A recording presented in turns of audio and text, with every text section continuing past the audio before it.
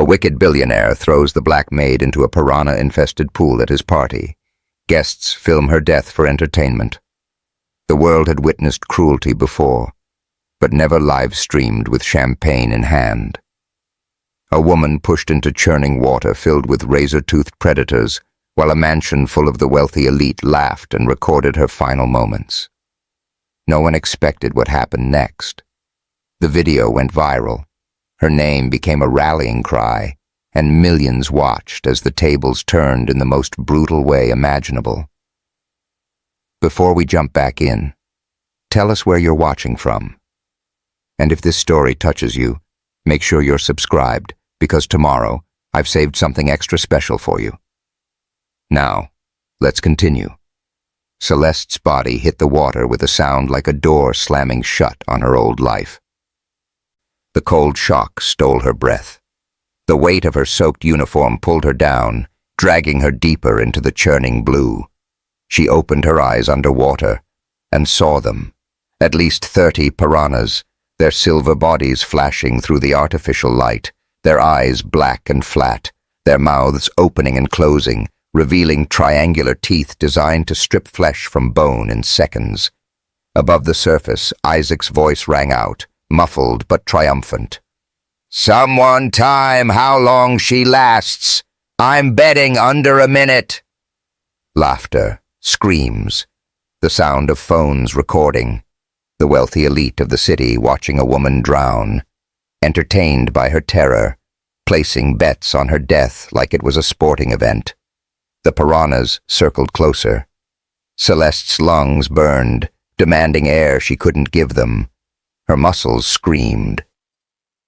Every instinct told her to thrash, to fight, to swim for the surface, but she forced herself to go absolutely still, letting her body sink slowly toward the bottom of the pool. She'd written a 30-page thesis on piranha feeding behavior. She knew they attacked erratic movement. She knew they were attracted to splashing, to blood, to panic. So she gave them none of it. The piranhas circled, curious but cautious, their razor teeth glinting in the underwater lights. On the pool deck above, guests were shouting. Some were cheering.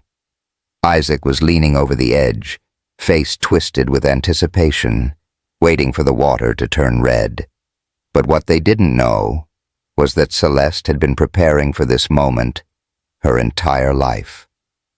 30 minutes earlier, the Warren estate had been a picture of obscene wealth and casual cruelty.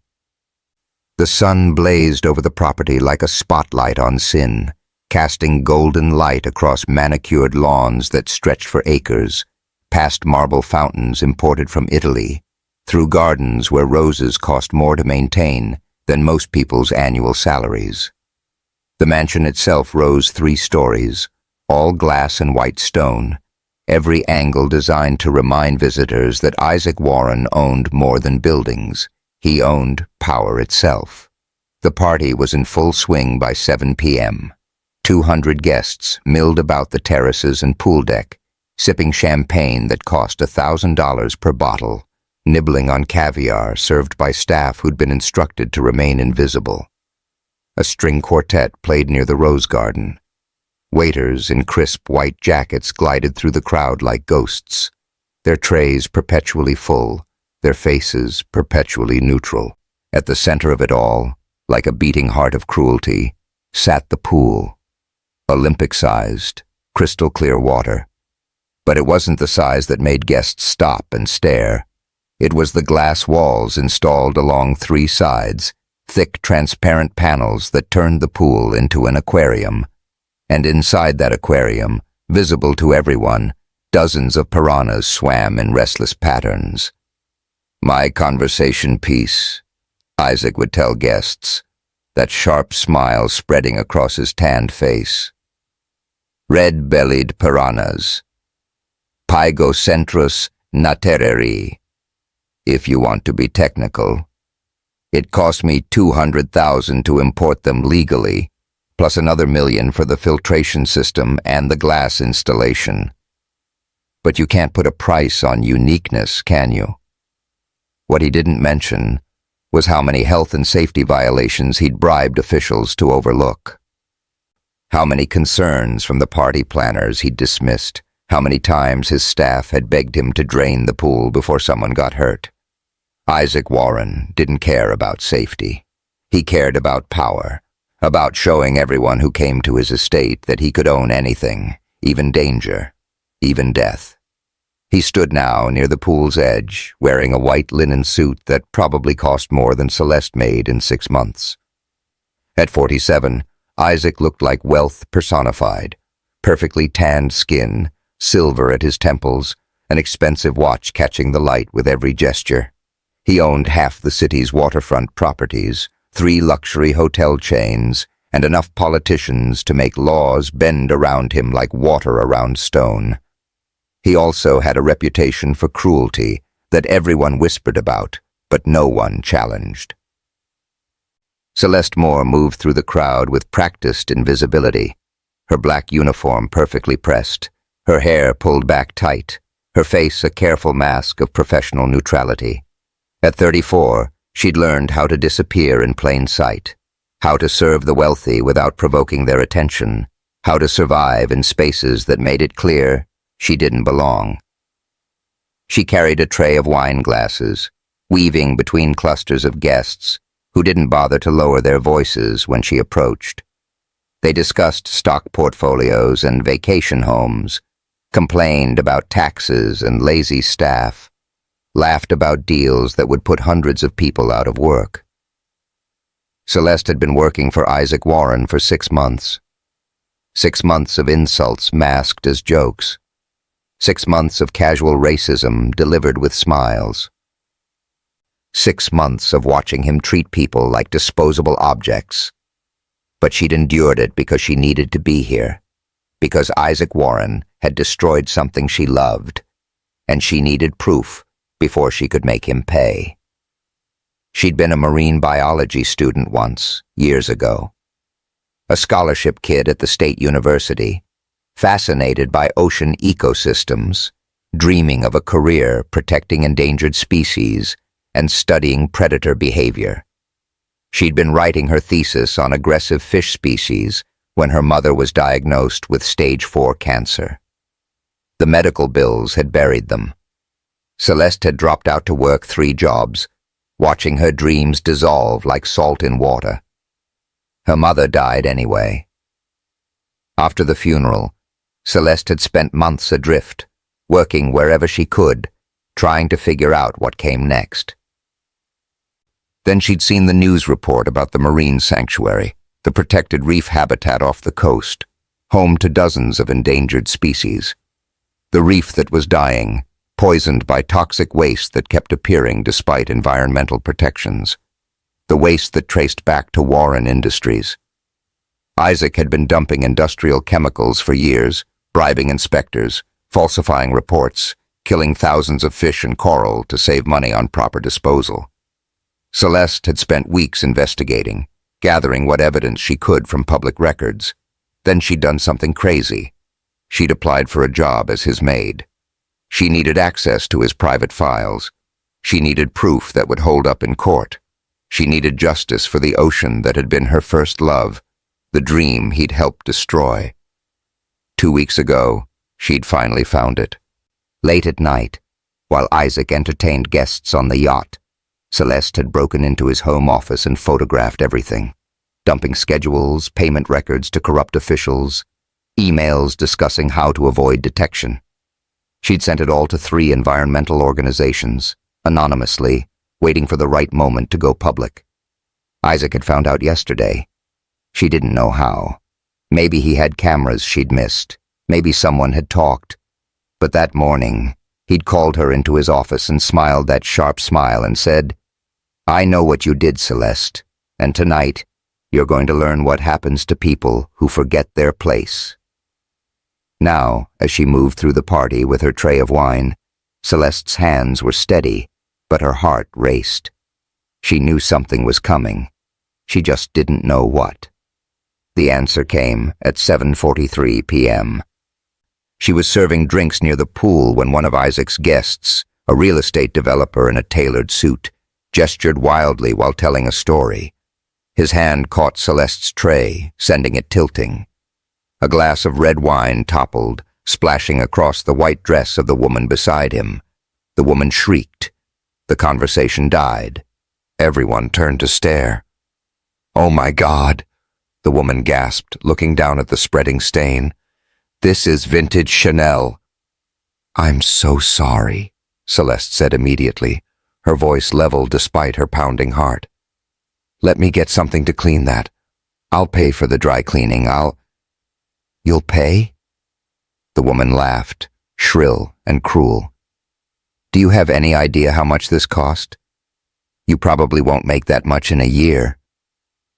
Isaac appeared beside them, as if he'd been waiting for this exact moment. His smile was wide and terrible. "What seems to be the problem?" "Your clumsy maid just ruined my dress," the woman said. Isaac looked at Celeste, and she saw it in his eyes. This was it. This was his moment. The accident he'd been planning, the excuse he'd been waiting for. "I see," he said softly. Then his voice rose, carrying across the pool deck. "Ladies and gentlemen, may I have your attention, please?" The party quieted. 200 faces turned toward them. Celeste's stomach dropped. "It seems," Isaac announced, "that we have a problem with respect in this house, with understanding one's place." He grabbed Celeste's arm, his fingers digging into her flesh. "This woman has been stealing from me, spying on me, breaking into my private files." Gasps rippled through the crowd. Celeste opened her mouth to defend herself, but Isaac's grip tightened, cutting off her words. "And now," he continued, dragging her toward the pool, "she's assaulted one of my guests, so I think it's time for a lesson, a demonstration of what happens when you forget who you work for." They were at the pool's edge now. The glass walls revealed the piranhas swimming below, their silver bodies moving in hypnotic patterns. The guests formed a half-circle, phones already out, already recording. Some looked uncomfortable, most looked entertained. This was what they'd come for, Celeste realized. Not just a party, a show. Isaac's reputation for cruelty wasn't a secret, it was a feature. "People like you," Isaac said quietly, his voice dropping so only Celeste could hear. "I think you can expose people like me. Think you can play a hero. But you're not a hero, Celeste. You're just helping. And help is replaceable." The pool's filter hummed softly. The piranhas sensed movement, gathering near the edge where shadows fell. Celeste looked down at them, at the water that would either kill her or save her, and something inside her went very calm. She'd studied these fish. She knew their behavior, their feeding patterns, their triggers. She'd spent 6 months in this house, learning its layout, noting the equipment room where the pool controls were housed, and memorizing escape routes. And she'd survived worse than Isaac Warren. She'd survived losing everything. She'd survived watching her mother die. She'd survived being told repeatedly that she didn't matter, that she should accept her place, that fighting back was futile. She was done surviving. It was time to fight. "Any last words?" Isaac asked, loud enough for the crowd again. Celeste turned her head, looked him directly in the eye, and said, "You're going to regret this." Isaac laughed. The guests laughed. The night air filled with their certainty that this was entertainment, that nothing they witnessed would ever touch their comfortable lives. Then Isaac pushed, and Celeste fell into the water filled with teeth and death and the cold clarity of pure survival instinct. The cold wrapped around Celeste like a fist, squeezing the air from her lungs. Her body wanted to thrash, to fight, to kick toward the surface and gasp for oxygen. Every survival instinct screamed at her to move, to escape, to live. But Celeste forced herself to remain motionless. She hung suspended in the blue silence, her uniform billowing around her like dark wings, her hair floating free from its tight bun. The piranhas circled at a distance of maybe 6 feet, their silver scales catching the underwater lights, their flat black eyes watching her with the cold calculation of pure predators. 30 of them, maybe more, each one roughly the size of her hand, compact bodies packed with muscle and teeth. Red-bellied piranhas, Pygocentris natareri. She'd studied them for an entire semester, fascinated by the gap between their reputation and their reality. The reality was that piranhas were cautious hunters. They attacked injured prey, thrashing prey, bleeding prey. They responded to panic. But a still target, a calm target, confused them, made them hesitate. Celeste counted her heartbeats, measuring the oxygen left in her lungs.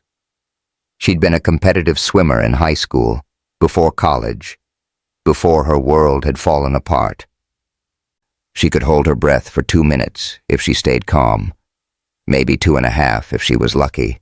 She had maybe 45 seconds before her body would force her to surface. Above the water, muffled by the barrier between their worlds, she could hear screaming, shouting, Isaac's laughter cutting through it all like a knife. "Look at her down there, frozen like a deer in headlights." More laughter, the sound of phones recording. Someone was crying, high-pitched and theatrical. Another person was placing bets on how long she'd last. Celeste tuned them out. She needed to focus, needed to remember everything she'd learned. The memories came flooding back, sharp and painful as the cold water. 6 years ago, she'd been standing in a university lecture hall, 28 years old, and finally pursuing the dream she'd had since childhood. The scholarship had been a miracle, a second chance after years of working dead-end jobs to help her mother with bills. Marine biology, the study of ocean ecosystems, predator behavior, the delicate balance that kept underwater worlds alive. Professor Chen had been lecturing on aggressive fish species. "Piranhas have a reputation," he'd said, clicking through slides showing their razor teeth, their powerful jaws. Hollywood made them into monsters, but the truth is more nuanced. They're scavengers as much as hunters. They respond to blood in the water, yes, to splashing and distress signals, but a healthy, calm animal, they'll often leave it alone. Celeste had raised her hand.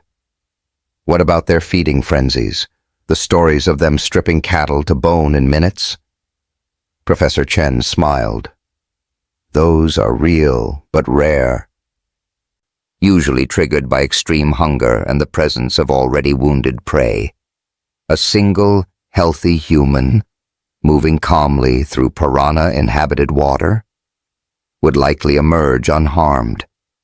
It's the panic that kills you, the thrashing that signals vulnerability. She'd written it all down, had spent weeks in the lab studying piranha behavior patterns, watching how they responded to different stimuli.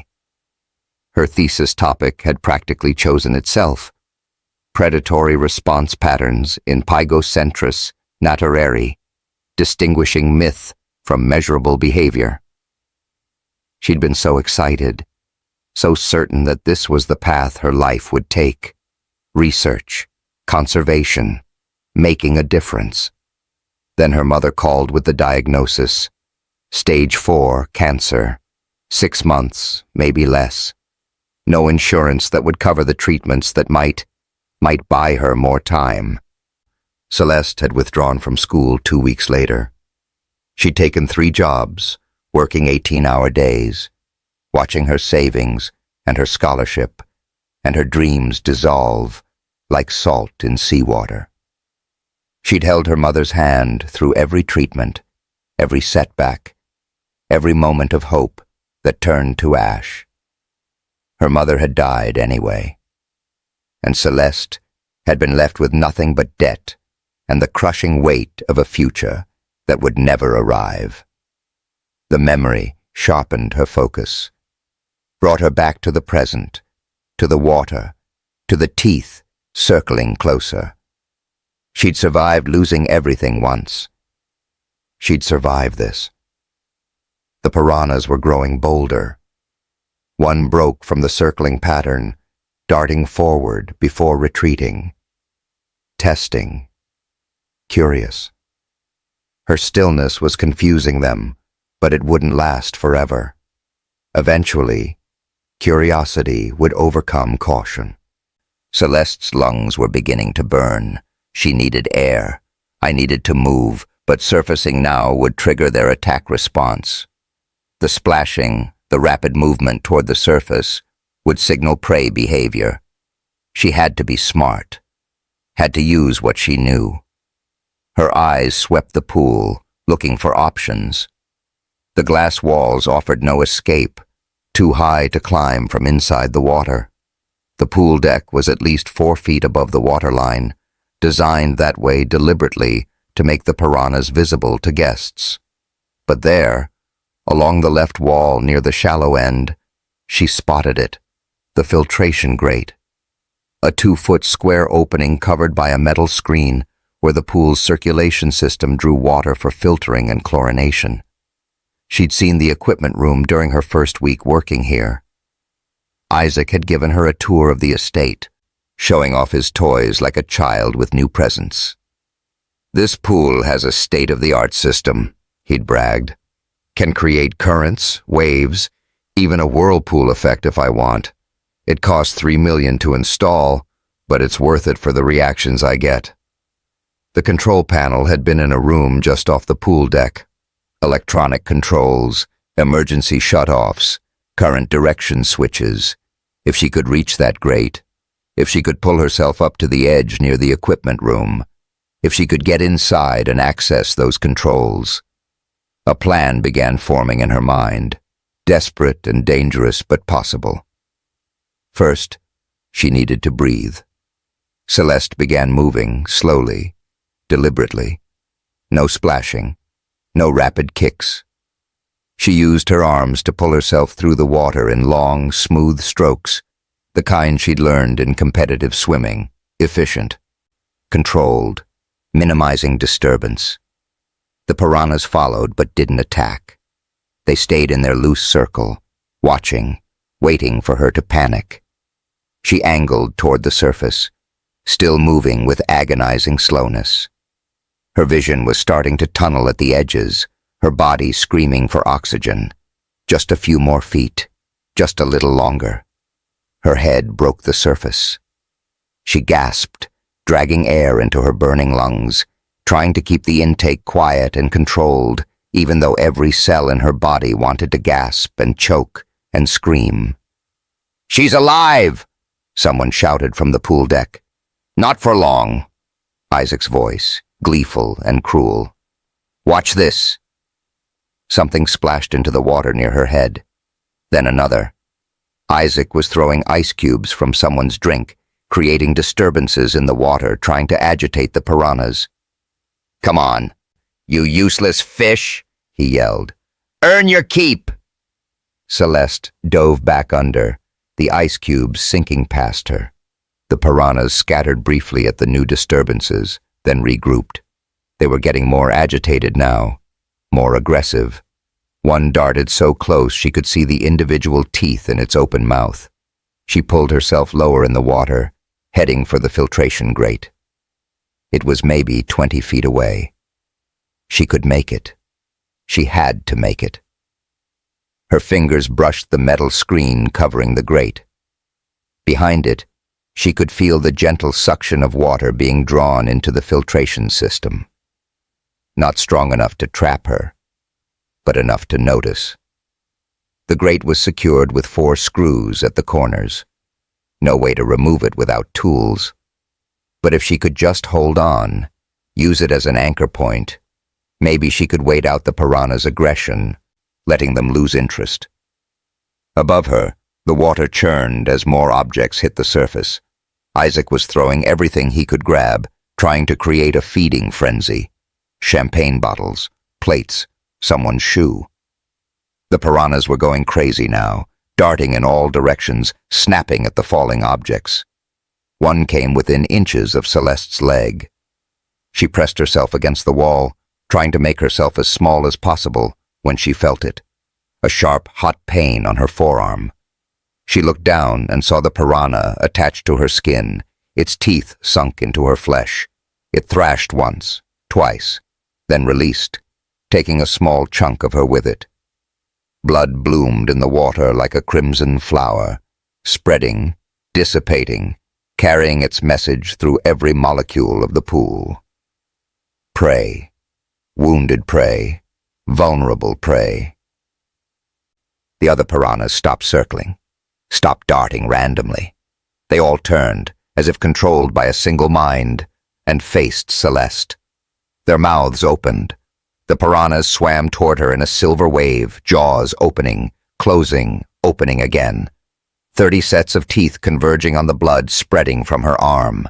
Celeste had maybe 3 seconds before they reached her. Her hand flew to her foot, fingers fumbling with the lace of her black work shoe. The water made everything slippery, clumsy. Her lungs were screaming again, her arm throbbing where the piranha had bitten her. 1 second, 2 seconds. The shoe came free. Celeste twisted her body and hurled the shoe as hard as she could toward the far end of the pool, toward the deep end where the glass walls were thickest.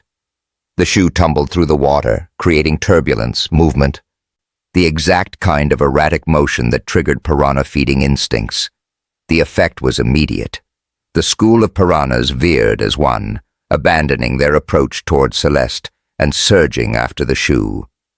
They hit it in a frenzy, teeth flashing, bodies writhing against each other as they tore into the leather and fabric.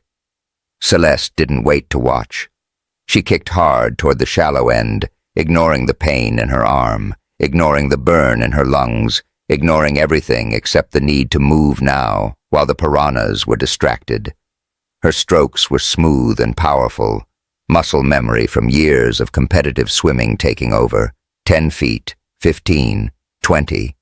The shallow end was close now, where the water depth dropped to 4 feet, where the pool deck was lowest, where she might actually be able to pull herself out.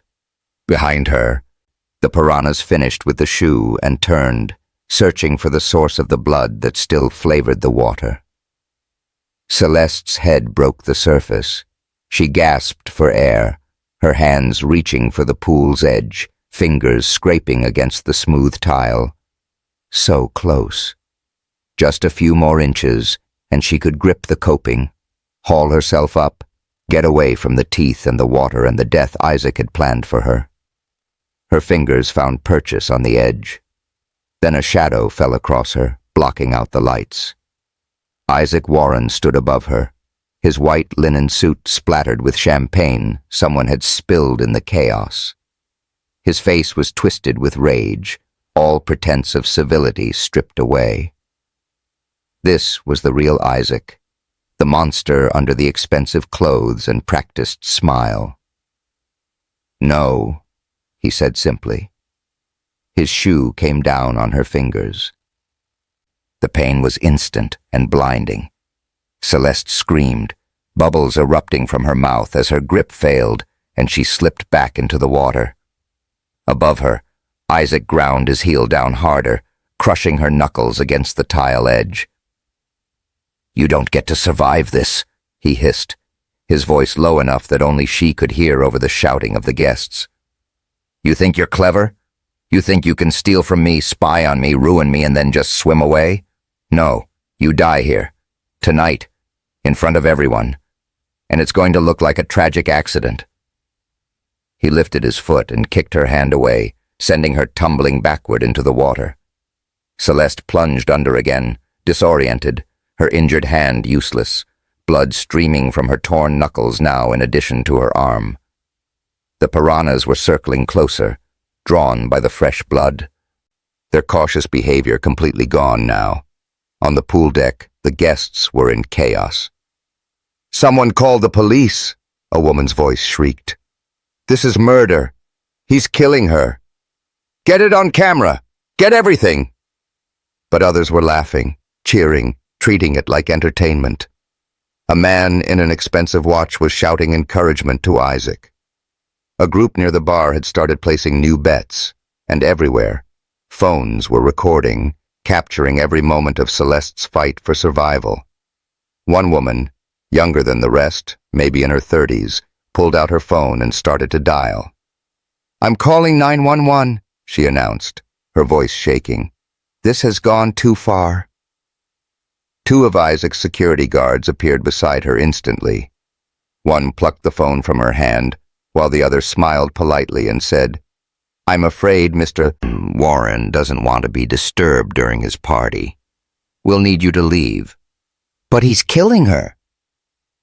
"That's Mr. Warren's employee, his property, his pool, his business." The guard's smile never wavered. "Now, you can leave quietly, or we can escort you out. Your choice."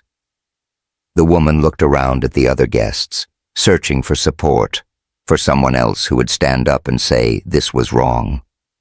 But most avoided her eyes. They'd seen what happened to people who crossed Isaac Warren. Their fortunes, their reputations, their careers could disappear with a phone call from him. The woman left, casting one last horrified look at the pool where Celeste was struggling to stay alive.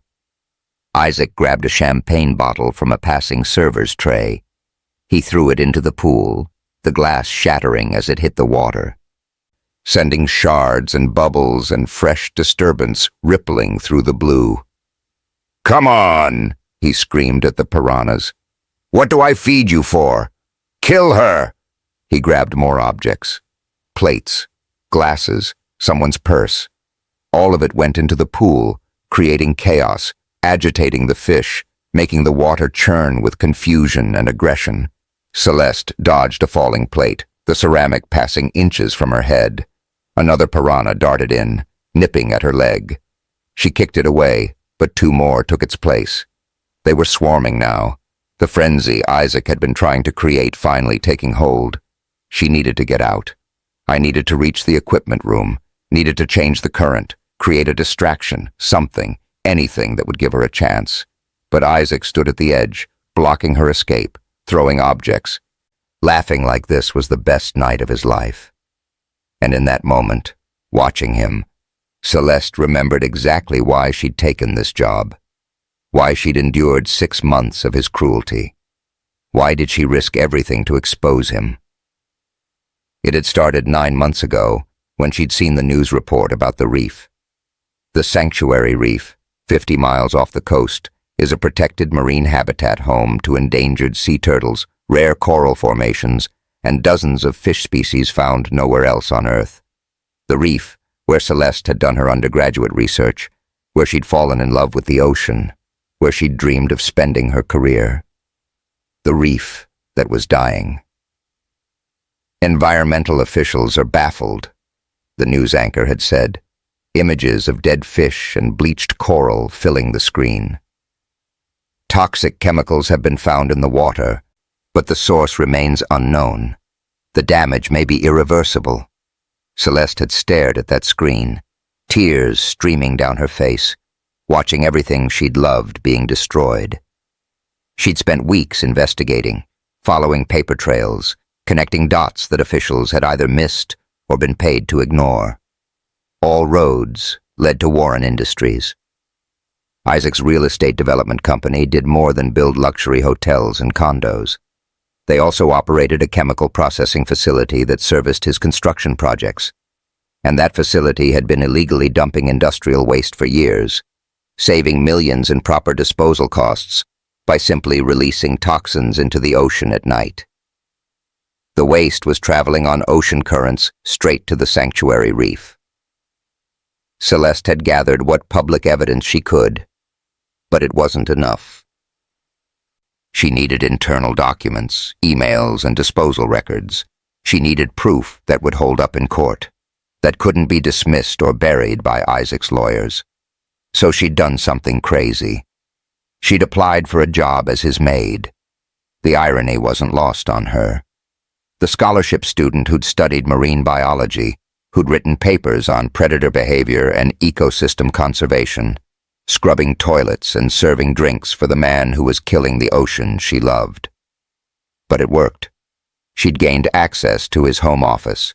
She'd photographed everything, dumping schedules showing late-night disposal runs, payment records to corrupt inspectors, emails discussing how to avoid environmental regulations, internal memos calculating that legal fines were cheaper than proper disposal. She'd sent it all to 3 environmental organizations 2 weeks ago, anonymously, with instructions to coordinate their public release for maximum impact. But Isaac had found out. She still didn't know how, whether he had cameras she'd missed or whether someone had talked. But yesterday morning, he'd called her into his office with that sharp smile and said, "I know what you did, Celeste, and you're going to pay for it." She'd thought he meant firing her, maybe having her arrested on false charges again. She hadn't expected this. Murder, live-streamed for entertainment, disguised as a tragic accident at a party. A piranha bit into her calf. Celeste screamed, the sound emerging as bubbles, and kicked wildly. Another one got her shoulder, then another at her side. They were everywhere now, the frenzy fully triggered, their teeth finding her again and again. Small bites, quick strikes, but there were so many of them. Celeste's vision was starting to blur. Blood clouded the water around her. Her movements were growing sluggish from blood loss, from oxygen deprivation, from exhaustion. She was going to die here. Isaac was going to win. No. The word formed in her mind with perfect clarity. She hadn't survived losing everything, hadn't endured 6 months of abuse, hadn't fought this hard just to die in Isaac Warren's trophy pool. She surfaced one more time, gasping, her eyes locking onto Isaac's face. He was smiling, thinking he'd won, thinking her death was seconds away. Celeste lunged for the edge with her good hand, her fingers finding purchase on the coping. Isaac moved to kick her away again, stepping close to the edge, his shoe raised. But this time, Celeste was ready. Her other hand, damaged and bleeding and barely functional, shot up and grabbed his ankle. She pulled with every ounce of strength she had left, yanked with all the rage and desperation and refusal to die that burned in her chest. Isaac's eyes went wide.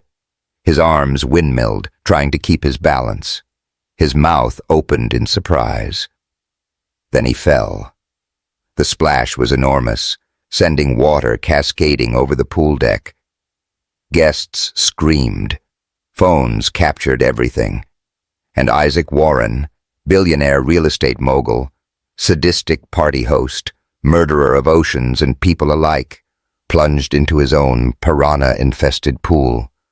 Isaac's arms windmilled frantically as he teetered on the edge, half his body already over the water.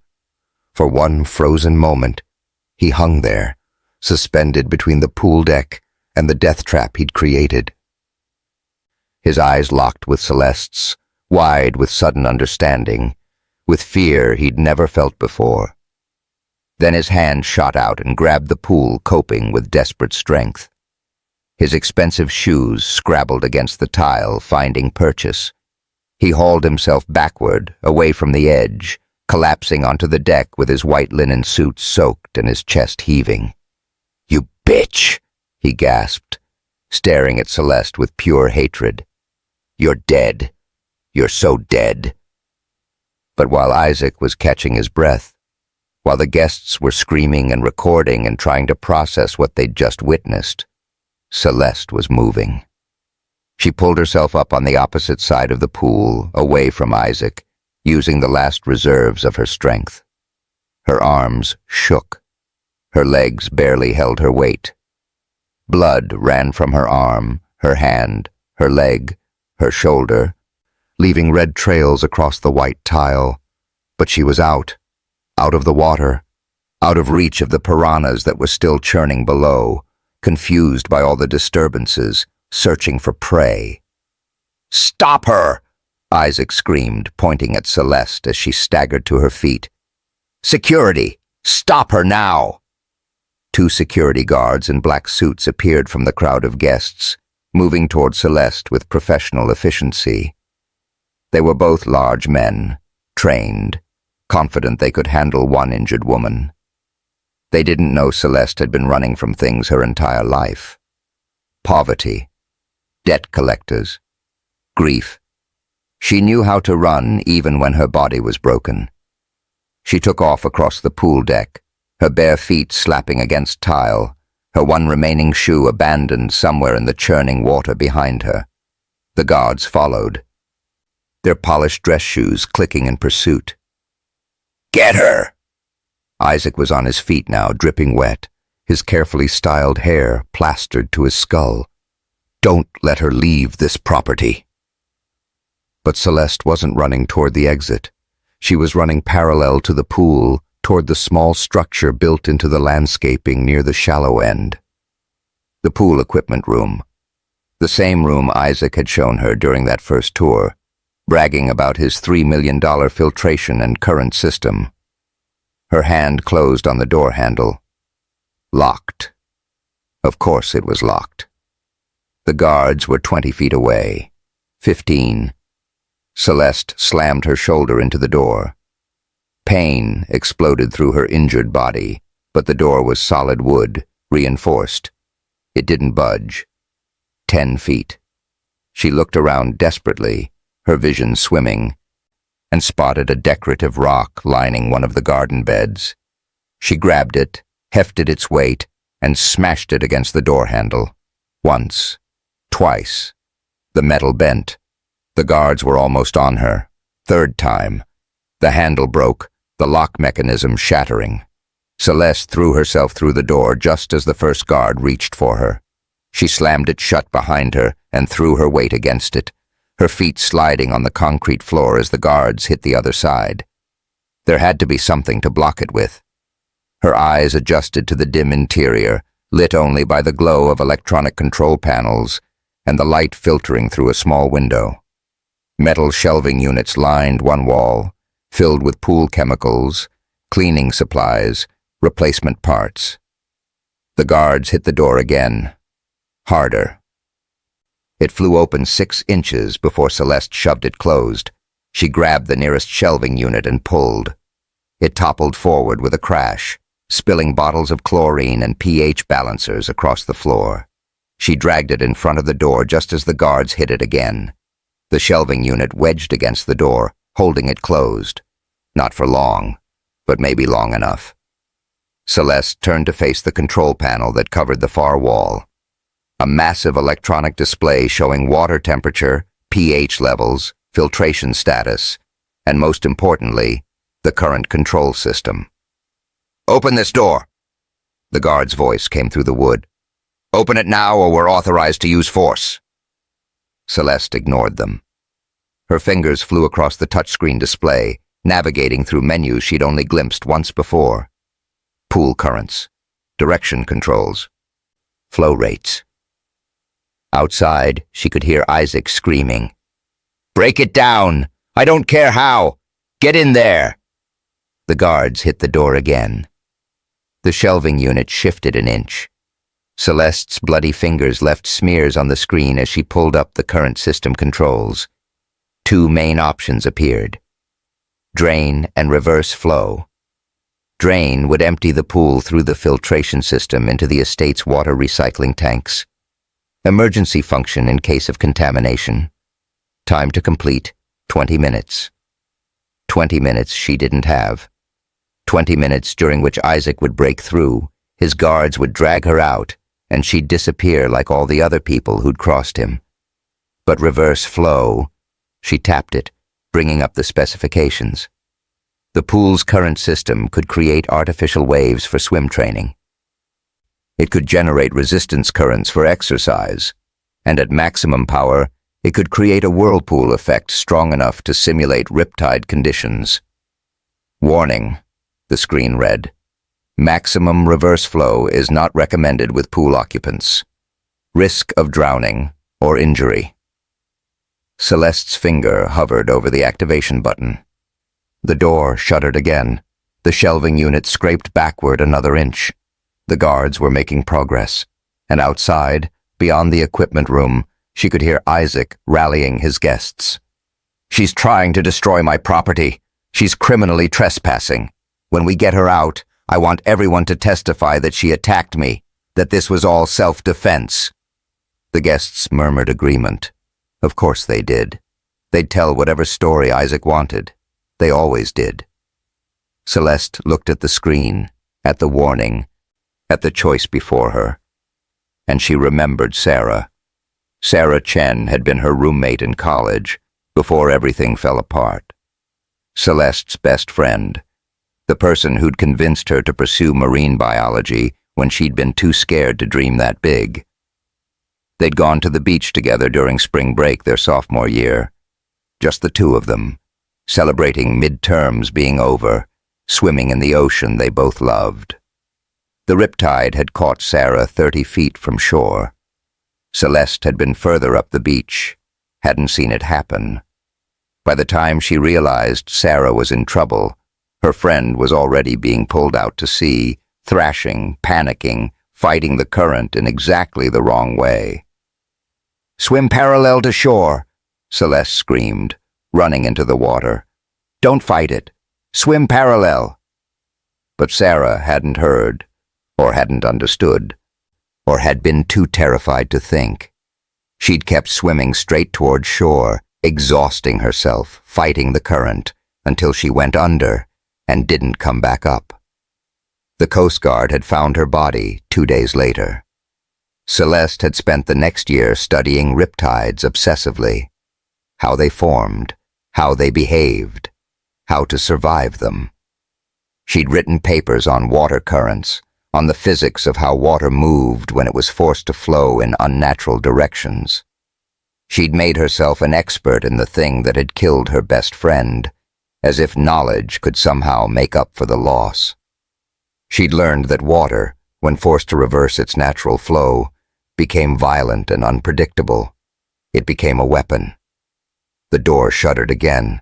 The wood cracked. The guards were nearly through. Celeste pressed the activation button. Then she grabbed the emergency release handle on the window, the one installed for fire safety, and yanked it open. Fresh air rushed in. Behind her, the control panel began to hum as the system engaged. "Flow reversal initiating," the electronic voice announced. "Building to maximum capacity. Estimated time to full power. 30 seconds. Celeste climbed through the window, dropping into the garden bed outside. Her legs nearly buckled when she hit the ground, but she forced herself to stay upright, to move, to get to where she could see the pool. The water was already beginning to churn. Isaac stood at the edge, his back to the water, directing his security team. "Forget the door. Go around. Get her from the outside." He didn't notice the change in the water behind him. Didn't feel the shift in the air as thousands of gallons began moving in the wrong direction. The piranhas noticed. They were spinning in confused circles, caught in the building current, unable to fight against the flow. "Flow reversal at 50% capacity," the electronic voice announced from inside the equipment room, audible through the broken door. "Caution! Whirlpool formation detected." Isaac turned then, finally sensing something wrong. He looked at the pool and his face went pale. The water was spinning now, forming a visible depression in the center, a vortex pulling everything toward it. The piranhas were caught in the current, silver bodies flashing as they tumbled helplessly through the artificial maelstrom. "What the hell did you do?" Isaac screamed, spinning to search for Celeste. She stood on the far side of the pool, dripping blood and water, her uniform torn and her body covered in bite marks. But she was standing, alive, unbroken. "I learned from the ocean," she said, her voice carrying across the churning water. "It's stronger than you, stronger than your money, stronger than your cruelty." "Shut it off!" Isaac lunged toward the equipment room, but the door was still blocked by the shelving unit, the guards trying to shove it aside from the inside.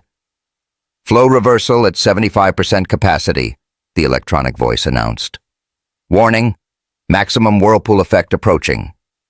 The water was a spinning nightmare now, waves crashing over the edges, soaking the pool deck. Several guests screamed and backed away. Others kept filming, phones held high, capturing every moment. Isaac reached the equipment room door and started pulling at the debris with his bare hands. "Turn it off! Someone turn it off!" But the guards couldn't get out, and Isaac couldn't get in, and the water kept spinning faster. "Flow reversal at 100% capacity. Whirlpool formation is complete." The pool was a washing machine, water churning with such violence that it looked like it was boiling. The piranhas were completely helpless now, thrown around like toys, unable to swim or hunt or do anything except tumble through the current. Isaac abandoned the equipment room door and ran toward the main house, toward the circuit breaker that could shut down the entire pool system. He never made it. His dress shoe hit a patch of water that had sloshed onto the deck. His foot slipped. His arms windmilled again, exactly like before, except this time there was nothing to grab. Isaac Warren fell backward into his own piranha pool, into water churning with enough force to drown a man in seconds, into the death trap he'd built, into the justice he'd spent a lifetime avoiding. The splash was enormous. The screaming was louder. And Celeste Moore, standing in her torn uniform with blood running down her arms, watched the man who'd tried to kill her disappear beneath the violent surface of his own cruelty. Isaac surfaced with a gasp that turned into a scream. The whirlpool had him, pulling him in a wide spiral toward the center of the pool where the current was strongest, where the water churned like it was trying to swallow the world. He kicked frantically, arms flailing, trying to swim against the flow. But the current was too powerful, too relentless. It dragged him around the perimeter of the pool like a toy caught in a drain, spinning him faster with each rotation. And everywhere, tumbling through the violent water with him, were the piranhas. "Help!" Isaac's scream cut through the party, silencing the music, the chatter, everything. "Someone help me!" The guests who'd been laughing minutes ago rushed to the pool edge in genuine horror. This wasn't entertainment anymore. This was real. This was a man drowning in front of them, in his own pool, at his own party. "Get him out!" someone shouted. "Do something!" The security guards appeared at the edge, no longer chasing Celeste, their attention completely focused on their employer thrashing in the water. One grabbed a pool float from a nearby lounge chair and threw it toward Isaac. The float hit the water and was immediately sucked into the whirlpool, spinning away before Isaac could reach it. Another guard tried throwing a life preserver. It met the same fate, caught in the current, useless. "The current's too strong," one of the guards yelled. "We can't get anything for him." Isaac was being pulled deeper into the center now, his head going under, coming back up, going under again.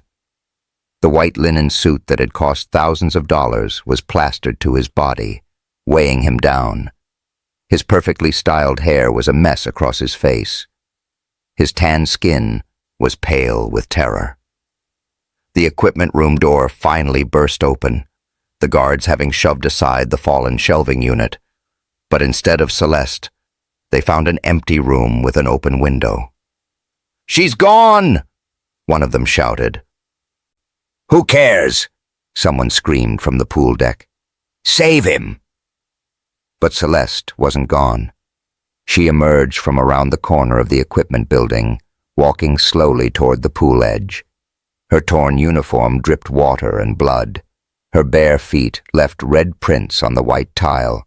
Her face was a mask of calm that was somehow more terrifying than rage would have been. The crowd parted for her. No one tried to stop her. No one even spoke to her. They just watched as she approached the edge of the pool where Isaac was drowning. Isaac saw her. Through the churning water, through his panic, through everything, he saw her standing there. Safe, dry, alive. He reached out toward her, his hand breaking the surface for just a moment before the current pulled him under again.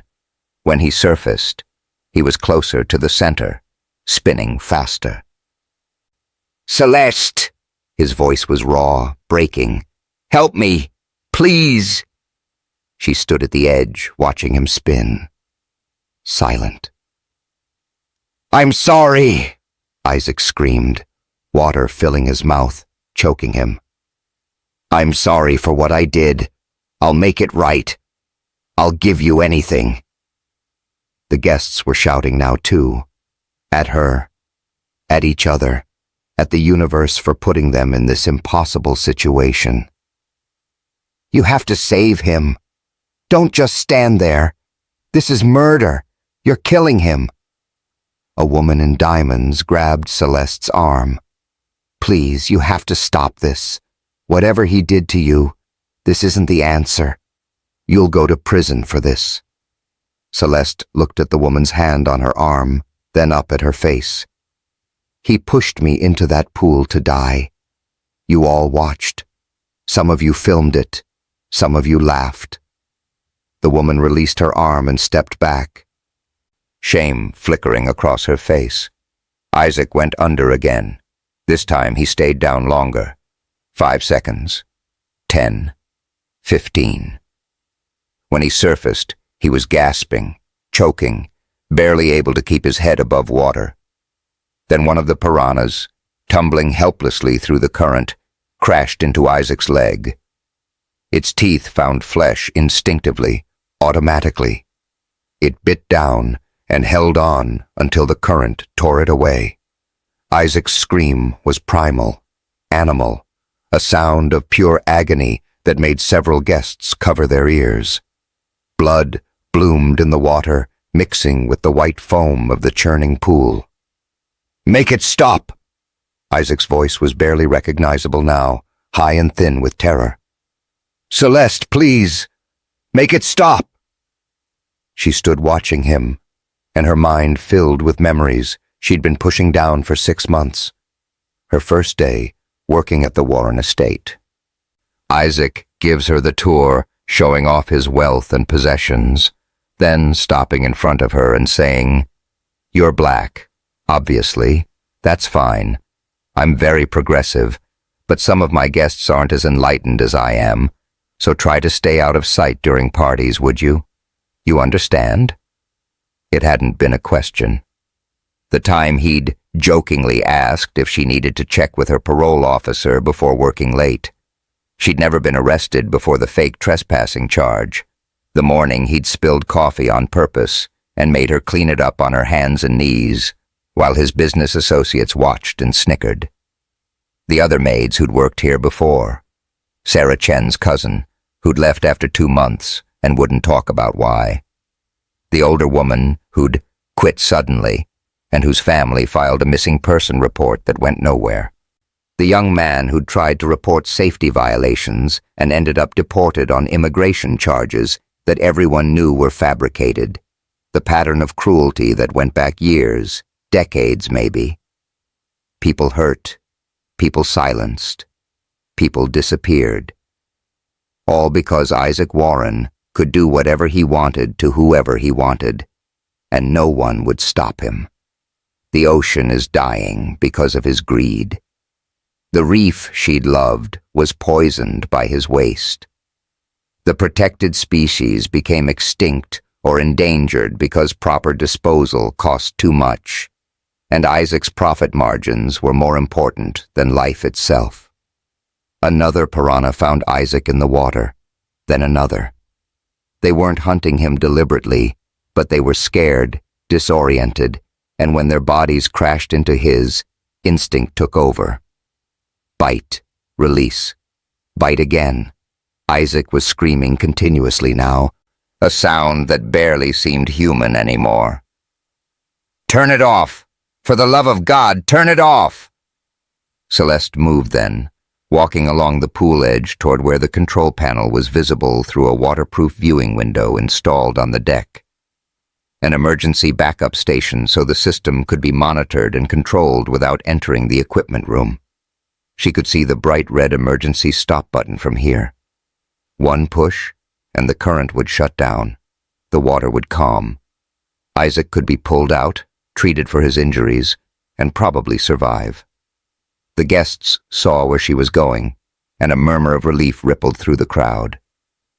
She was going to save him. Of course she was. She was the hero, the victim, the good person in this story. Celeste reached the control panel. Her hand hovered over the emergency stop button. Isaac saw it too. Hope blazed across his face even as another piranha nipped his shoulder. "Yes, yes, push it! Stop this!" "I'll confess," he screamed, the words tumbling out desperately. "Everything. The dumping, the bribes, the payoffs to officials, all of it. I'll turn over all my records. I'll testify against everyone involved. Just stop this." The guests gasped. Phones that had been lowering started recording again. Isaac's confession, spoken in pure terror, caught on dozens of devices. "I destroyed the reef," Isaac continued, not realizing or not caring what he was saying anymore. "I knew what the chemicals would do. I knew it was protected. I just didn't care. It was cheaper. It was always about the money." His voice broke. "I've hurt people, made them disappear. I own judges, police, and politicians. I can give you all their names. Every corrupt official I've ever paid. Just save me, please." Celeste's finger was on the button now. One push. That's all it would take. She looked at Isaac, at the man who'd tried to kill her, who'd killed the ocean, who'd hurt countless people and never faced consequences. The man who was now begging for mercy he'd never shown anyone else. The man whose confession had just been recorded by 200 phones and would be uploaded to the internet within minutes. Around her, the guests were holding their breath. Some were praying, some were crying. All of them were watching her, waiting to see what she would do. Would she be the monster Isaac had tried to make her? Or would she be better than him? Celeste's finger pressed down on the emergency stop button, and nothing happened. She pressed it again. Still nothing. The control panel display flickered, showing an error message. Override active. Manual reset required at main control panel. The button out here was just for monitoring. The actual controls were still inside the equipment room, where she'd activated the system. There was no way to stop it from here. Isaac saw the confusion on her face, saw her pressing the button repeatedly, and understood. "No, no, no, no. Get to the equipment room. You have to shut it down manually." Celeste looked at the equipment room door, 50 feet away, looked at Isaac, being pulled inexorably toward the center of the whirlpool, looked at her own injured body, at the blood still flowing from her wounds, at the exhaustion making her hands shake. She could make it to the equipment room. She probably could. But it would take time. 30 seconds, at least. Maybe a minute. Isaac didn't have a minute. She looked at him, at the choice before her, at the line between justice and revenge, and she made her decision. Celeste ran. Her injured legs carried her across the pool deck, past the stunned guests, toward the equipment room door that still stood open. Every step sent pain shooting through her body, but she pushed through it, pushed past the exhaustion, pushed past everything except the need to reach those controls. 30 seconds. She had 30 seconds, maybe less. She burst through the equipment room door and slammed her hand against the main control panel. The touchscreen was still displaying the whirlpool status, the water flow graphics showing the violent current patterns. Her bloody finger found the emergency shutdown override. She pressed it. For a horrible moment, nothing happened. Then the system began powering down, the hum of the pumps decreasing, the electronic voice announcing, "Emergency shutdown initiated. Current reversal terminates." Outside, the water began to calm. The violent spinning slowed, the whirlpool flattening, the churning surface gradually becoming smooth again. Celeste collapsed against the wall, her legs finally giving out. Through the window, she could see security guards rushing to the pool edge, extending poles and ropes toward Isaac's floating body. They pulled him out onto the deck. He wasn't moving. For a moment, the entire party held its breath. Then Isaac coughed, water spewing from his mouth. He rolled onto his side, gasping, alive. The guests erupted in a mixture of relief and continued horror. Isaac was covered in bites, his white suit shredded and stained red. His leg had a deep gash where one piranha had gotten a good grip. His shoulder was bleeding. His hands were torn, but he was breathing. He was alive. Paramedics appeared seemingly out of nowhere, pushing through the crowd with a stretcher and medical equipment. Someone must have called 911 during the chaos. Behind them came police officers, their uniforms dark blue, their faces stern as they took in the scene. A pool full of piranhas and blood. A billionaire lying injured on the deck. 200 witnesses with phones out. And a black woman in a torn uniform, bleeding from multiple wounds, standing in the doorway of the equipment room. One of the officers approached Celeste cautiously. "Ma'am, I need you to step away from the controls and come with me." Celeste nodded, too exhausted to speak. She let the officer guide her to a chair near the rose garden, away from the pool, away from Isaac, away from the nightmare that had just unfolded. The paramedics worked on Isaac, stabilizing him, bandaging his wounds, loading him onto the stretcher. As they carried him past Celeste, his eyes found hers. They were filled with something she'd never seen in them before. Fear. Pure, genuine fear. Not of the piranhas, not of the water.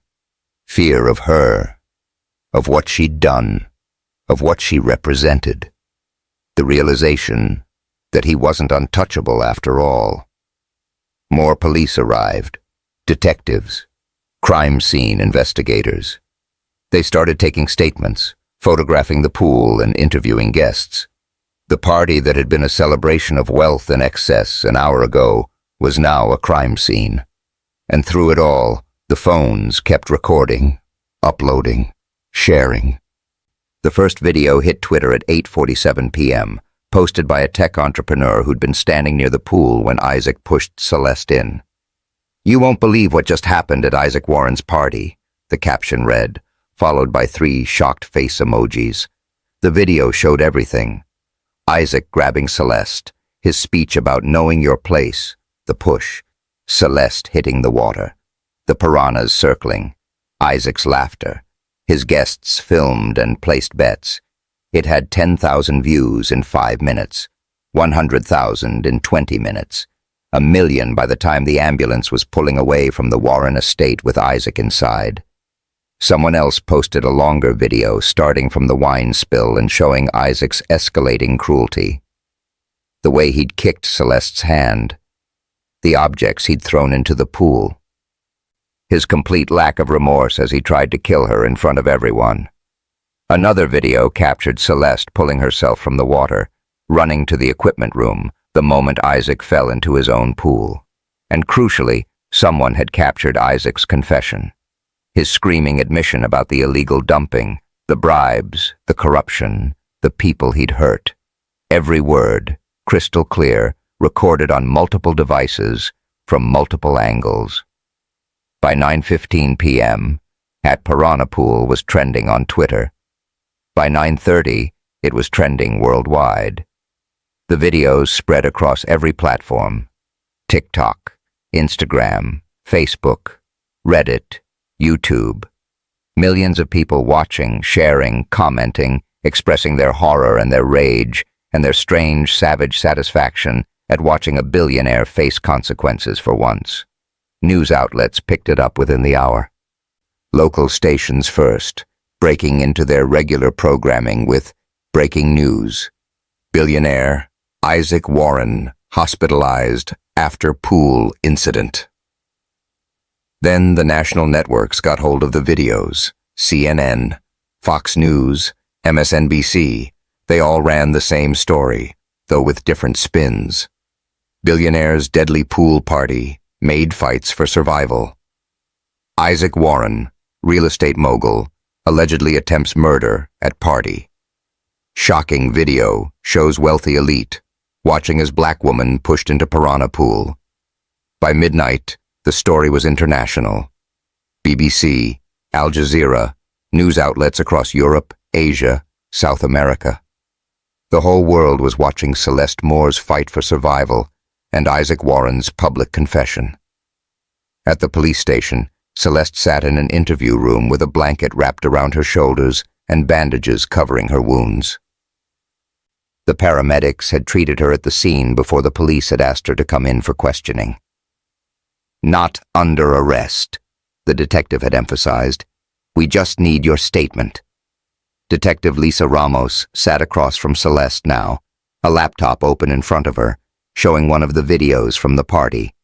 She'd watched it 3 times already, her expression growing darker with each viewing. "Ms. Moore," she said finally, closing the laptop, "I need to ask you some questions about what happened tonight. But first, I need to tell you that you have the right to have an attorney present during this interview. Do you want one? Am I being charged with something?" Celeste's voice was hoarse from screaming, from swallowing pool water, from exhaustion. "No," Detective Ramos said firmly. "Based on these videos, this is clear self-defense. Isaac Warren pushed you into a pool full of piranhas with the intent to kill you. Multiple witnesses confirm he prevented you from escaping and actively tried to agitate the fish to attack you. What happened after that was you defending your life." She paused. "But I need your statement on record. I need to know your side of the story, and I need to know about these allegations Mr. Warren made it while he was in the pool. Environmental crimes, the corruption, the bribes." Celeste took a shaky breath. "I have evidence, documents, emails, disposal records. I sent them to 3 environmental organizations 2 weeks ago. I was waiting for them to coordinate a public release, but—" She gestured vaguely at the situation they were in. "I think the public release just happened," Detective Ramos said dryly. "Those organizations have been calling the station non-stop for the last hour. They're ready to turn over everything you sent them. They're demanding a full investigation into Warren Industries." She leaned forward. "Ms. Moore, I've been a detective for 15 years. I've seen a lot of rich people get away with a lot of terrible things, but not this time. The videos from tonight, combined with the evidence you gathered, combined with Warren's own confession on camera, we're building a case that his lawyers won't be able to make disappear." Celeste felt tears welling up in her eyes for the first time all night. "He tried to kill me. He was going to let me die and call it an accident." "I know," Detective Ramos said gently. "And 200 people watched him do it. It's all on video. There's no way to spin this. No way to hide it. The whole world saw what he is." Through the window of the interview room, Celeste could see other detectives working, phones ringing off the hook, people rushing back and forth with files and laptops. The station was in chaos, overwhelmed by the magnitude of what had happened. Detective Ramos spent the next 2 hours taking Celeste's statement. Every detail, from the moment she'd taken the job at the Warren estate to the moment Isaac had fallen into the pool. Celeste told her everything. The illegal dumping, the evidence she'd gathered, the arrest on fake charges, Isaac's threat the day before the party. When they finally finished, it was past midnight. Detective Ramos closed her notebook and looked at Celeste with something that might have been admiration. "You're free to go, Ms. Moore. We'll need you to come back for follow-up interviews, but for tonight, you're done. Is there someone who can pick you up? Family? Friends? Celeste shook her head. I'll call a cab. Let me give you a ride home, Detective Ramos offered. It's the least I can do. As they walked through the police station toward the exit, Celeste saw the TV mounted in the lobby. It was tuned to a 24-hour news channel, and her own face filled the screen. A photo someone had taken of her standing at the pool edge, soaking wet, covered in blood, defiant. The headline beneath read, "Who is Celeste Moore, the woman who survived Isaac Warren's death trap?" Detective Ramos noticed her staring. You're famous now. The videos have been viewed over 50 million times. You're all anyone's talking about. They stepped outside into the night air. News vans were parked across the street from the police station. Reporters noticed them and started shouting questions, cameras swinging in their direction. Ms. Moore, how do you feel about what happened tonight? Are you going to press charges against Isaac Warren? What do you want to say to the people watching this? Detective Ramos held up a hand, shielding Celeste as they walked to her car. No comment. Ms. Moore is not making any statements at this time. They got in the car and pulled away from the chaos. Celeste leaned her head against the window, watching the city lights blur past. Somewhere out there, Isaac Warren was in a hospital bed, under police guard, his empire crumbling around him. Somewhere out there, millions of people were watching videos of her fight for survival, sharing them, discussing them, making her into a symbol of something larger than herself.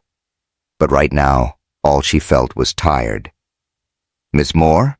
Detective Ramos said as they pulled up to Celeste's apartment building, modest and small compared to the estates she'd been working in. Yes? The detective turned to look at her, her expression serious but warm. You're free to go. And ma'am? She paused. You're a hero. What did you do tonight? Surviving that? Exposing Warren's crimes? Standing up when no one else would? That takes courage most people don't have. You should be proud. Celeste got out of the car and stood on the sidewalk, watching the detective drive away. A hero. The word felt strange, ill-fitting. She didn't feel like a hero. She felt like someone who'd barely survived, who'd been pushed to the edge and had no choice but to fight back. But as she looked up at her apartment window, at the life she'd built for herself after losing everything, she thought about the reef that might be saved now that Isaac's crimes were exposed, about the other people who might be protected now that his corruption was public, about the system that kept people like him untouchable, finally cracking, just a little. Maybe that was what heroes were. Not people who felt brave, but people who fought anyway, even when they were terrified, even when the odds were impossible, even when the world told them they didn't matter.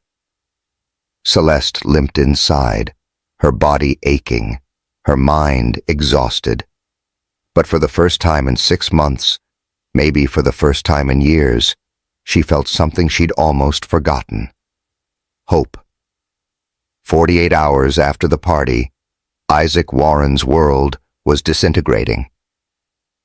The federal agents arrived at Warren Industries headquarters at 6 a.m. on Monday morning, 24 of them with badges and boxes and search warrants. They swept through the building like a tide, seizing computers, files, hard drives, everything. Employees arriving for work were turned away at the door, told to go home, that the office was closed indefinitely. The warrant was based on Isaac's confession, the one he'd screamed while begging for his life, the one that had been recorded on 47 different phones and viewed by over 100 million people worldwide. Probable cause to believe Warren Industries has engaged in illegal dumping of hazardous materials, bribery of government officials, fraud and racketeering, the warrant read. By noon, federal investigators had found everything Celeste had found, and more. Disposal records going back 15 years, payment ledgers showing bribes to inspectors, politicians, environmental officials, emails discussing how to falsify safety reports, internal memos calculating that legal fines were cheaper than proper waste disposal. The evidence was overwhelming, undeniable, and completely damning. The board of directors held an emergency meeting at 2 p.m. Isaac wasn't invited. He was still in the hospital, under police guard, recovering from his injuries, but his absence didn't matter. The vote was unanimous. Effective immediately, Isaac Warren is removed from all positions within Warren Industries and its subsidiary companies. His ownership stake will be placed in trust pending the outcome of criminal and civil proceedings. The press release went out at 3 p.m. By 3:30, Warren Industries stock had dropped 40%. By market close, it was down 62%, wiping out billions in value. Major clients started calling to cancel contracts. The Riverside Hotel development, a $300 million project, canceled. The waterfront condos in the Harbor District, canceled. The resort in the Keys, canceled. "We cannot be associated with Warren Industries at this time," the statements all read, variations on the same theme. "We are shocked and dismayed by the allegations and are committed to conducting business with ethical partners." Translation: Isaac Warren was toxic now, a liability. Being connected to him could destroy their own brands, their own businesses, so they cut ties, abandoned the ship, and left him to drown, just like he'd tried to do to Celeste. At 5 p.m., a process server arrived at the hospital. Isaac was sitting up in bed, watching the news coverage of his empire's collapse, when the papers were handed to him. Divorce papers. His wife, Victoria, was filing. She wanted full custody of their 2 children, ages 8 and 11. She wanted the house in the Hamptons, the penthouse in the city, half of everything that wasn't seized by the government. Due to irreconcilable differences and the defendant's criminal behavior, the filing stated, Victoria had released a statement to the press. "I am horrified by my husband's actions.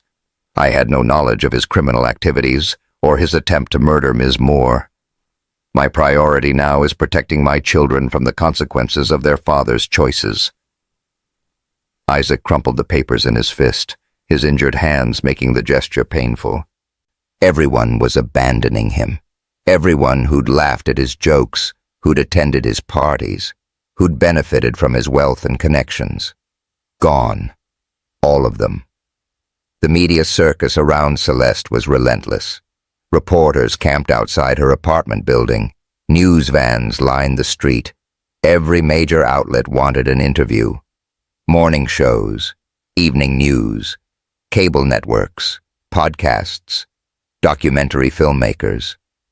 Her phone rang constantly with calls from producers, agents, and publicists. Book deals were being offered, movie rights, speaking engagements at universities, conferences, environmental summits. "Your story is inspiring millions," one agent told her. "You're a symbol of resistance, of fighting back against corrupt power. People want to hear from you." For 2 days, Celeste ignored them all. She stayed in her apartment, recovering from her injuries, watching the news coverage with a mixture of disbelief and grim satisfaction. The world was finally seeing Isaac Warren for what he really was. The reef might be saved. Other victims were coming forward, emboldened by her example. But she knew her silence couldn't last forever. The story was too big, and if she didn't tell it herself, others would tell it for her, and they'd get it wrong. So on Tuesday evening, she agreed to one interview. 60 minutes, national audience, serious journalism, a chance to tell the truth on her own terms. Leslie Stahl sat across from Celeste in a hotel suite that the network had rented for the interview. Celeste wore a simple blue dress, her bandages visible on her arms, her hands still wrapped in gauze. "Celeste Moore," Leslie began. "2 nights ago, you survived something that seems almost impossible. Can you walk us through what happened?" Celeste took a breath and told her story. Not just the party, but everything before it. Her scholarship to study marine biology, losing her mother, dropping out of school, watching the reef die from Isaac's pollution. "I didn't take that job as a maid because I needed the money," Celeste explained. "I mean, I did need the money, but that's not why I took it. I took it because I needed access to his files. I needed proof of what he was doing to the ocean." She showed Leslie copies of the documents she'd gathered, dumping schedules, chemical analyses showing toxins in the water near protected reefs, emails where Isaac and his executives discussed how to avoid environmental regulations. The sanctuary reef was home to endangered sea turtles, rare coral species, fish that exist nowhere else on Earth, Celeste said, her voice thick with emotion. "Isaac Warren killed them. Thousands of them, maybe tens of thousands. He poisoned an entire ecosystem to save money on proper waste disposal." Leslie leaned forward. "And when he found out you discovered his crimes, he tried to kill you." "Yes. In front of 200 witnesses. He thought he could get away with it," Celeste said. "He'd gotten away with everything else. Why not murder?" The interview aired that night and was watched by 23 million people. By morning, it had been viewed online another 50 million times. The environmental organizations that Celeste had contacted began releasing their findings. Detailed reports on the contamination, satellite images showing the reef's decline. Water samples proving the toxins came from Warren Industries. "This is one of the worst environmental disasters in the region's history," a marine biologist told CNN. "The damage is extensive. Some species may never recover, and it was all preventable. Isaac Warren chose profit over the planet."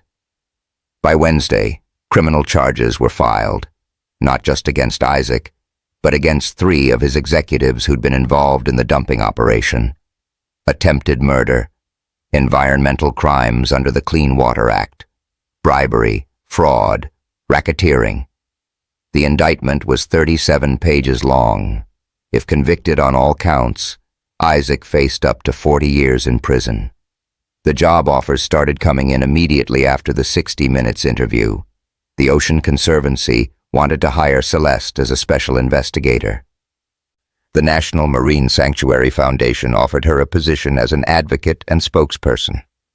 3 universities reached out about research positions, fellowships, opportunities to finally finish her degree and pursue the career she'd once dreamed of.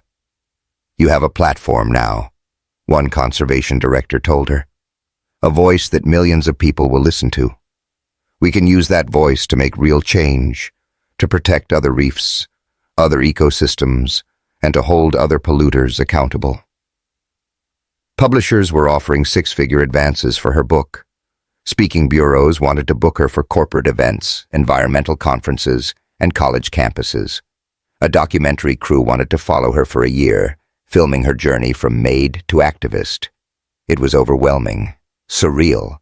A week ago, she'd been scrubbing toilets and serving drinks. Now she was being called a hero, an inspiration, a voice for the voiceless. Isaac was released from the hospital on Wednesday afternoon, transferred to house arrest while awaiting trial. His ankle monitor beeped as he walked through the door of his penthouse, the home he might lose to his wife, to the government, to the victims who were already filing civil suits. The place felt empty, despite being filled with expensive furniture and art. Victoria had taken the kids to her mother's house. The staff had quit. He was alone, except for the federal agent stationed outside his door. He turned on the television and watched his world collapse in real time. Warren Industries stock continues to plummet. Federal investigators have uncovered evidence of a criminal enterprise spanning decades. Environmental groups are calling for the maximum sentence. Celeste Moore's interview has sparked a national conversation about accountability for the wealthy elite. His phone rang. His lawyer, probably. Or another board member resigning. Or another client pulling out. He almost didn't answer. But something made him look at the screen. Unknown number. He answered. Hello? Isaac. Celeste's voice, calm and clear. His hand tightened on the phone. How did you get this number? Does it matter?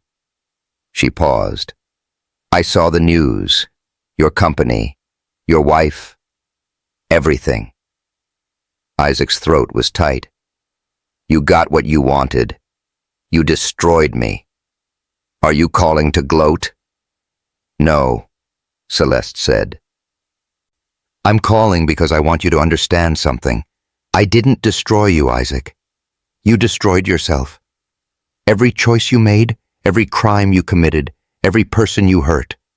Those were your decisions. I just made sure the world found out about them. I'm going to prison, Isaac said, his voice breaking. 40 years, they're saying. I'll die there. Good. The word was simple, final, devastating. The reef is dying because of you, Celeste continued. Species are going extinct because of you. People have suffered because of you. You tried to kill me because I threatened to expose the truth. And now you want sympathy. Now you want me to feel sorry for you. Isaac said nothing.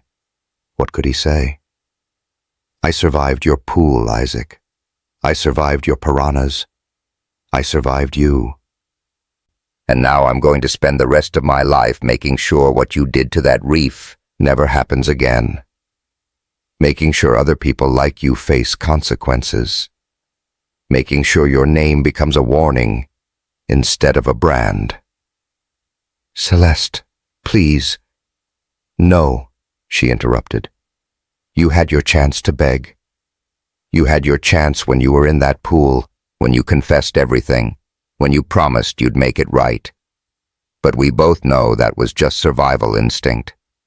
If I'd saved you that night, and there'd been no cameras, no witnesses, you would have had me arrested. Or worse.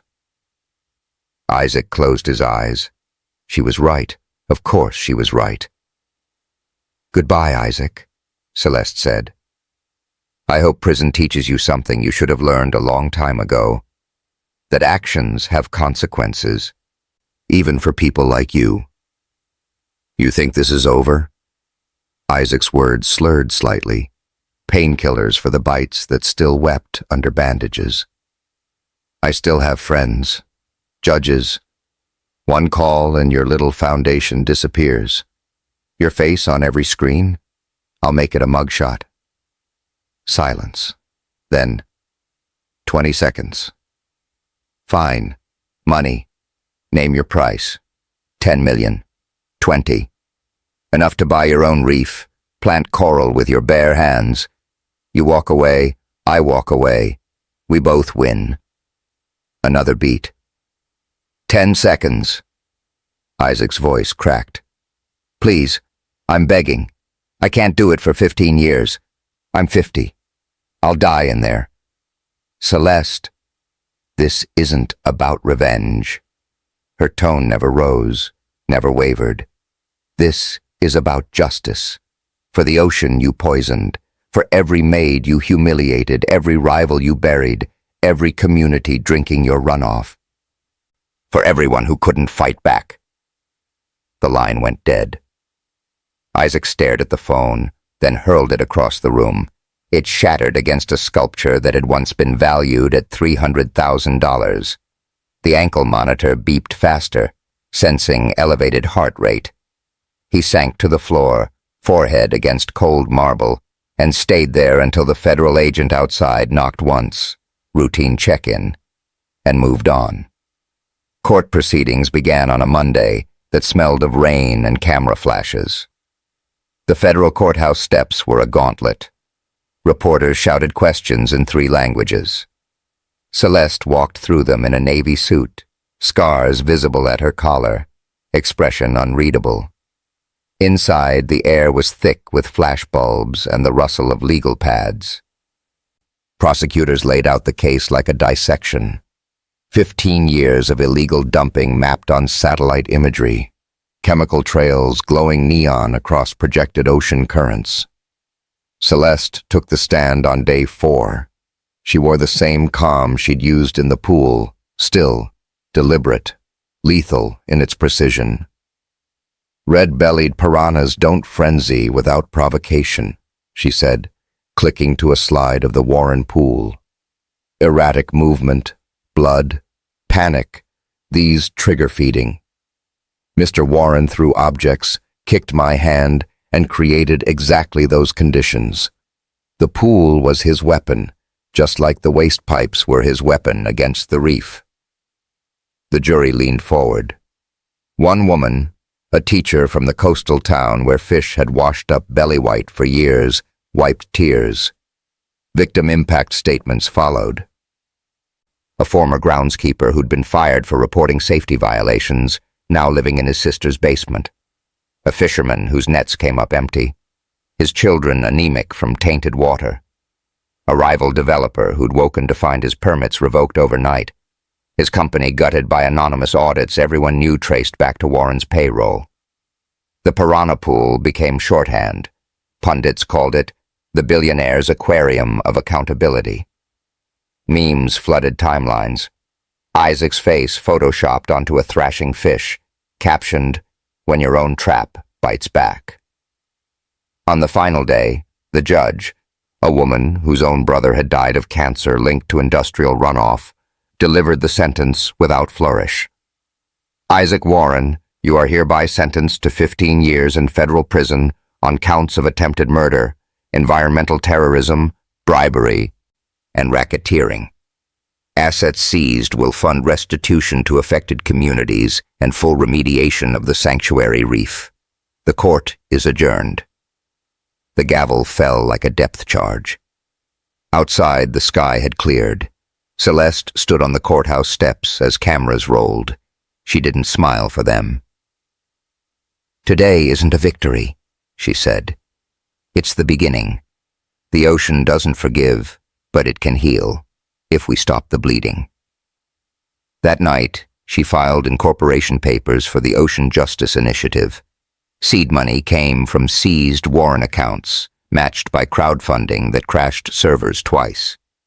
The mission statement was one line: no ecosystem left behind, no voice too small to matter. Within weeks, university partnerships followed. Scholarships named after Sarah Chen, internships for kids from polluted zip codes. A mobile lab that sailed to contaminated coastlines, testing water, training locals, filing lawsuits before the poison spread. 6 months later, Celeste sat in a lecture hall that smelled of salt and old wood. The same university that had mailed her withdrawal letter years ago now had her name on a plaque outside the marine lab. She wore jeans and a faded Ocean Justice hoodie, notebook open to a fresh page. Professor Chen, Sarah's cousin, the one who'd lectured on piranha myths, stood at the podium. "Ms. Moore, your thesis proposal on restorative current modeling in damaged reefs. The committee's ready when you are." Celeste stood. Her scars caught the projector light like silver tributaries. She clicked to her first slide, a satellite image of the sanctuary reef, green shoots of new coral visible where cleanup crews had finally begun their work. "Let's begin," she said. The room hushed. Outside, the ocean waited, wounded, resilient, remembering everything. 1 year after the splash that shattered an empire, the university amphitheater brimmed with salt-kissed air and anticipation. Graduation banners snapped in the breeze off the bay, and every seat held someone who knew Celeste Moore's name before they knew her face. Reporters lined the back rows, lenses trained on the stage where she waited in black regalia, the master's hood heavy on her shoulders like earned armor. When her name echoed across the speakers, The crowd rose as one. Not polite applause, thunder. Students in ocean justice t-shirts, fishermen whose waters ran clean again, a former Warren Maid clutching a scholarship letter. Professor Chen placed the diploma in Celeste's scarred hands and whispered, "Sarah would be proud." Celeste's eyes glistened, but she didn't cry. She'd spent those tears in a pool of teeth. On the podium, she adjusted the microphone with the same steady calm she'd used to outthink piranhas. "Survival isn't a single moment," she said, voice carrying to the cheap seats and the live stream beyond. "It's choosing, every day, to keep swimming when the current wants you under. It's speaking when silence is safer. It's refusing to let someone else's cruelty define the ecosystem of your life." The applause rolled like waves. Her foundation had teeth now. 3 major contamination sites, once Warren's secret dump grounds, were capped, filtered, reborn. Satellite images showed coral recruits where sludge had ruled. Seagrasses swayed in currents scrubbed of trichloroethylene. Local kids learned to test pH with kits bearing the Ocean Justice logo. Their data uploaded to a public dashboard no corporation could bury. Celeste's speeches filled auditoriums from Lagos to Los Angeles. She spoke of systemic predation, how power imbalances create feeding frenzies in boardrooms and legislatures, how the powerless learn to go still, to wait, to strike with knowledge instead of claws. Audiences left quieter, angrier, and ready. In a federal penitentiary 3 states away, Isaac Warren measured time in fluorescent hum and the squeak of guard shoes. His cell was 8 by 10, the cot narrower than the pool coping he'd once crushed Celeste's fingers against. The scars on his neck itched under the jumpsuit collar. At night he traced them, remembering the whirlpool's roar, the moment he understood he wasn't the apex anything. He wrote the letter on prison stationery, pen shaking. "Celeste, I see your face on the news. I see the turtles in what used to be my pool. I see everything I lost. I was wrong. I am sorry. If you ever—" He never finished. The envelope went into the outgoing mail unmarked, unanswered. It joined a stack of similar letters in a foundation file labeled Accountability Correspondence. Do not engage. The Warren estate had changed hands twice, first to federal auction, then to the Coastal Conservation Trust. The mansion's wings were leased to researchers. The grounds hosted school groups learning tide pool ecology. The pool, drained, cracked, refilled, now sheltered rescued sea turtles in a lagoon of filtered seawater. A plaque at the edge read, "In memory of those who fought to surface, donated by the people Isaac Warren tried to silence." Celeste visited on a Tuesday when the tourists were gone. She walked the tile alone, barefoot, feeling phantom suction from a grate long sealed. The water was impossibly clear, sunlight dappling the shells of turtles missing flippers or bearing propeller scars. One drifted beneath her shadow, ancient eyes meeting hers without fear. She crouched, trailing fingers through the surface. No piranhas, no champagne laughter, just the soft bump of a turtle nose against her palm, a quiet benediction. Her story had cracked something open. Tips flooded hotlines, maids with NDAs, interns with assault claims, coastal towns with buried spill reports. Prosecutors built cases the way Celeste once mapped currents, one data point at a time, undeniable in aggregate. 3 more billionaires faced indictments before winter. Hashtags became court dockets. The research vessel Resurface cut through dawn glass off the Bahamas. Celeste rolled backward off the dive platform, fins slicing silence. 20 meters down, the reef was a cathedral of color. Parrotfish clouds, brain coral domes, a nurse shark gliding like a gray ghost. She adjusted her buoyancy, neutral, weightless, logging data on a slate that glowed soft blue. The shark circled once, curious, then vanished into blue. Celeste watched it go and felt the old fear flicker, then extinguish. She was no longer prey. She was the current now, carrying sediment away, making room for new growth. Sometimes the depths we're thrown into become the place we find our strength. Sometimes survival isn't enough. We have to rise, transform, and make sure no one else drowns in silence. Celeste didn't just survive Isaac Warren's cruelty. She used it to change the world. Thank you for staying with me until the very end of this incredible journey. If this story touched your heart, wait until you see what's coming next. It's even more powerful and inspiring than you can imagine. So don't go anywhere. Click on that video showing on your screen right now to dive into another amazing story that will absolutely blow your mind. Trust me, you won't regret it.